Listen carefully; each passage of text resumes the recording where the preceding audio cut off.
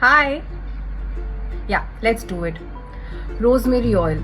Hair growth, hair growth, hair growth. It's a holy grail for hair growth. Argan oil.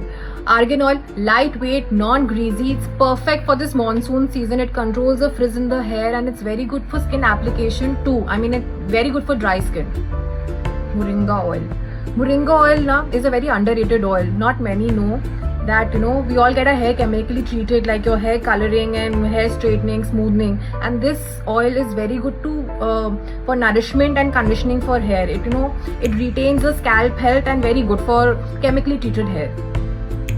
Sarva mist. Well, we all know the benefits of kumkumadi oil, and this is kumkumadi oil on the go with over 30 Ayurvedic ingredients, and it helps boost the skin radiance. So you can apply the mist 3-4 times a day, and it has such a nice, soothing, refreshing aroma as well.